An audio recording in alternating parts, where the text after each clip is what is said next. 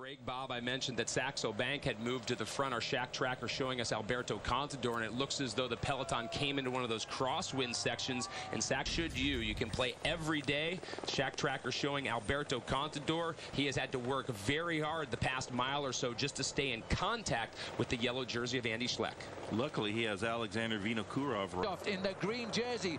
He could lose that jersey to Pataki tonight if he's not close on his. This is why the headbutts directed at Julian Dean are one thing. That's not the reason that Mark Renshaw was kicked out of the race, and you can see them dicing it pretty hard. This is about 400 tacky. You can see Tyler Farah now moving into position to start his sprint. This is when it gets to be problematic. Meters, they're won and lost by fractions of a second. If you have a look at this, my interpretation, my take on this is, whenever you look at the lead-out trend, you've got Bernie Eisel at the front there, you've got Mark Renshaw sitting in second place, Mark Cavendish in third. Now the idea... There's Andy Schleck following his two teammates, Stuart O'Grady, Fabian Cancellara. Cancellara, one of the best descenders, one of the best bike handlers. When he's in a time trial position, he can oftentimes gain time. Our team Astana, number one there, you can see the Shack Tracker. That, of course, is Alberto Contador, and he's surrounded by all of his teammates. He's going to take today's stage very serious. To picking his way through the field.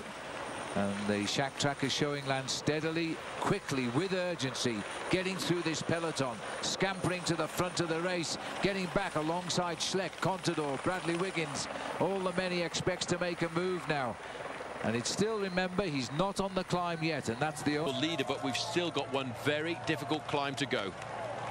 Yes, but they're saying this one is the real battle. It's a very different climb to the climb up to Avoriaz. Avoriaz is in the wood. The pacemaking of Astana, and that was the big question before the Tour de France. How good was Contador's Astana team? They're delivering their answers now. 191.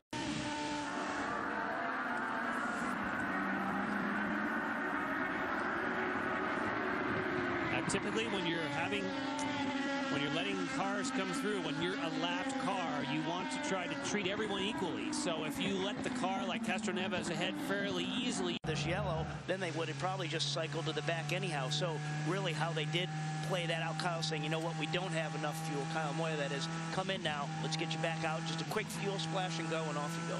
There are going to be some lap cars that are between Andretti and the front of the field, besides the four ahead of him in the scoring.